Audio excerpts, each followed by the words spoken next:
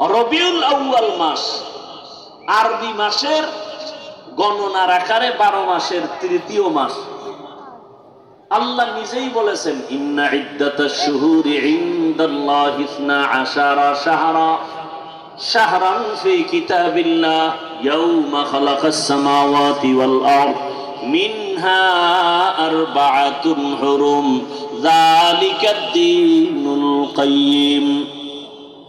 গণনার আকারে বছরে মাস হবে 12টা। কিয়ামত পর্যন্ত কোন বছর 11 মাসেও হবে না, 13 মাসেও হবে না। আর এই 12 মাসের মধ্যে 4 মাস হবে আলাদা সম্মানের মাস। আর আমি আল্লাহর এই সিদ্ধান্ত স্থায়ী, সিদ্ধান্তটা করে আর আজিমে লাউহে মাহফুজে লিখে ফেলেছি। কোন দিন? আসমান জমিন সৃষ্টির দিন লিখে ফেললাম। বছরে মাস হবে 12টা, এর মধ্যে 4 মাস হলো একটু দামি সম্মানের মাস। সম্মানের মাস মানে ওই 4 মাসে ওই টাইমে যুদ্ধ বিগ্রহ উল্টা পাল্টা ভাবে চলতো। বেদিন বেঈমান মুশরিকরা আল্লাহ তা নিষেধ করে দিলেন। এই 4 মাসে কোনো যুদ্ধ চলবে না, বিগ্রহ চলবে না, কোনো আন্দোলন চলবে না। ওই হুকুম এখন আর নাই। ওই 4 মাস অন্য মাসের তুলনায় একটু দামি। ওই মাসগুলোর নাম, প্রথম 1 মাস রজব, এরপরে জিকাদা, যুলহিজ্জা, মুহররম, এই 4 মাস। আল্লাহ পাক স্থায়ী সিদ্ধান্ত নিয়ে নিলেন, মুহররম একটা সম্মানের মাস। সিদ্ধান্ত আল্লাহর, লিখেছেন লাউহে মাহফুজে। কোন দিন? আসমান জমিন সৃষ্টির দিন। এই 4 মাসের মধ্যে রবিউল আউয়ালের কোনো নাম নাই, রমাজানেরও নাম নাই। তার মানে কি ওই মাসগুলোর সম্মান নাই, দাম নাই? আছে। আল্লাহর কাছে এত দাম, এজন্য এগুলো স্বতন্ত্র। যেমন আম্মা জান আয়েশা রাদিয়াল্লাহু তাআলা আনহা রহমতের নবীর কাছে মাঝে মাঝে অনেক অজানা জিনিস জানার জন্য প্রশ্ন করতেন। একদিন আম্মাজান ভাবলেন, বাবা আবু বকর সিদ্দিককে নবী এত আদর করেন, ভালোবাসেন, পাশে ওমর, নবী যেখানে যান এক পার্শ্বে আবু বকর আর এক পার্শ্বে ওমর, পরামর্শ তাদের থেকে নেন, আমলেও তারা অনেক আগানো। আম্মাজান প্রশ্ন করলেন, ইয়া রাসূলুল্লাহ, আপনার সাহাবায়ে কেরামের মধ্যে সবথেকে দামি কে? আম্মাজান প্রশ্ন করলেন, ধারণা নিয়ে যে বাবার নামটা চলে আসবে। নবীও বুঝতে পারছেন নবীজি বাবার নাম আর বলে নাই, আবু বকরের নাম না বলে বলে আমার সাহাবাদের মধ্যে খুব দামি আমার সাহাবী ওমরে ফারুক। কে? ওমরে ফারুক। আম্মাজান মনে মনে পেরেশান, আব্বার নাম কইল না, ওমরের নাম। নবী আবার বারবার এটাকে ট্রাই করে বলে, জানুনি রে আয়েশা, ওমরের দাম কত? আকাশে দিয়ে তাকায় দেখো, নক্ষত্র দেখা যায়, গণনা করা যায় না। ওমরের এই পরিমাণ নেক আমল যা গণনা করা যাবে না। আম্মাজান ভাবে নাম কইব আব্বার, খালি ওমরেরটা কেন? নবীও ঘুরাইতেছে, কয় না। বুঝতেছে আম্মাজান আয়েশার অবস্থা। এ ভাই, আপনারা এমন করেন কেন? উঠার ব্যারাম থাকলে ঢুকলেন কেন? দাঁড়ায় দাঁড়ায় বয়ান শুনতেন, বাহিরে মন চাইলে দাঁড়াইতেন, মন না চাইলে বাইরে যাই বিড়ি টানতেন। কেন ডিস্টার্ব করেন বলেন তো? দীর্ঘ টাইম আপনার বসার অভ্যাস না থাকলে ভেতরে ঢুকলেন কেন? আপনাদের মতো অন টাইম মানুষের জন্য তো বাহিরে মাইক লাগানো হয়েছিল, তো বাইরে মাইকের দরকার ছিল না। কেন ডিস্টার্ব করেন? আপনি বুঝেন এই প্যান্ডেলের দাম কত? একটা অপরাধীকে থানায় নিয়ে পুলিশ এত আঘাত করে, কাঁদে না? আর এখানে বসে আল্লাহর ওলিরা বয়ান করেন, 200 হাত দূরে বসে মানুষ কান্না করে। বুঝেন কিছুই প্যান্ডেলের মূল্য কত? বেতের বাড়ি দিয়ে চোখে পানি আনতে পারে না পুলিশ।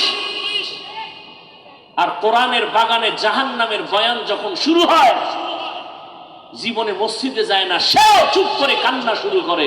বলেন তোকে মারলো কে? কেন ডিস্টার্ব করেন? ভালো না লাগলে বলেন, মোনাজাত দিয়ে চলে যায়।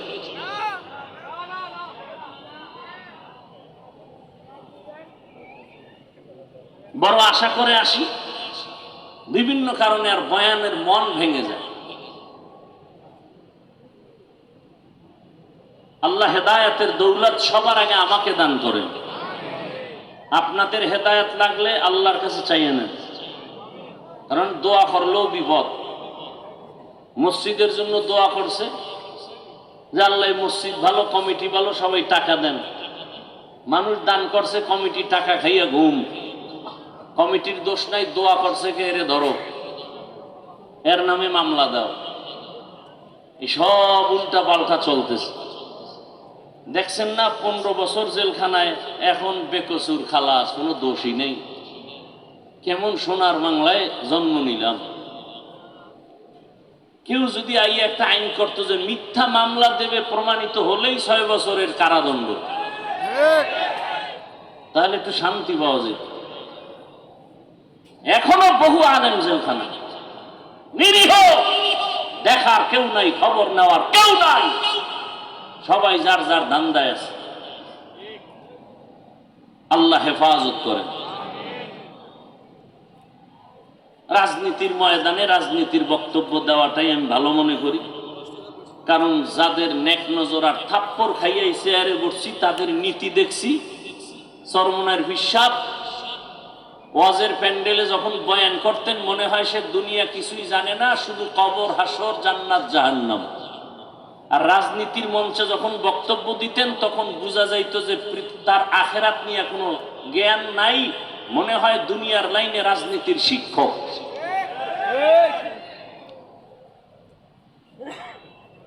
রাজনীতির কথা উম্মতকে বলার জন্য আমাদের ইসলামী রাজনীতির মঞ্চ আছে না নাই? কথা বলেন।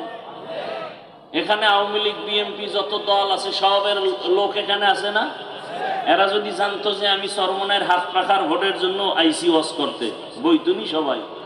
সত্য কথা বলেন, কথা বলেন না কেন? খেজুর গাছ রিক্সার ভোট চাইতে আইসি, এই খবর টের পাইলে বইতো সবাই। বলেন, তাহলে এই মানুষগুলো নির্দ্বিধে আসছে কেন? যে হুজুরেরা একটু কান্নার ওয়াজ করব, জাহান্নামের বয়ান করবে, নামাজের ওয়াজ করবে, রোজার ওয়াজ করবে, সুদের বিরুদ্ধে ওয়াজ করবে, হালাল হারামের বয়ান করবে। কথা বুঝাইতে পারলাম? হ্যাঁ,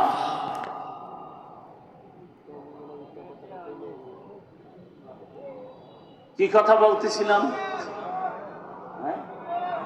আয়েশা রাদিয়াল্লাহু আনহা পাবলিক আমার ওই যে কেসা কাহিনী রস হনে না, কবিলে আর ছাড়ে আর হারা দেশ গরম বানাইব। হাফিজুর রহমানের অশ্বিনে লাভ কি? কেসা কাহিনী রস করে। গতবার টাউন হলে এই বিষয়ে কিছু বলছিলাম নি? পৃথিবীতে শ্রেষ্ঠ কেচ্ছা কাহিনীর কিতাবের নাম কোরআন, দ্বিতীয় শ্রেষ্ঠ কেচ্ছা কাহিনীর কিতাবের নাম হাদিস শরীফ। ওলামায়ে কেরাম একটু উম্মতকে বলে নেন, কোরআনের মধ্যে সাপের কেচ্ছা নাই, হাতির কেচ্ছা নাই, মশা মাছির কেচ্ছা নাই। তো জাহেল গুলো কি কয়?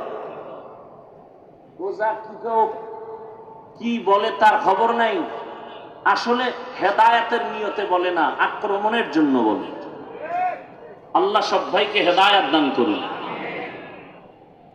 গরুর কেচ্ছা দিয়া সূরা বাকারা শুরু হয়, কেচ্ছা নেই।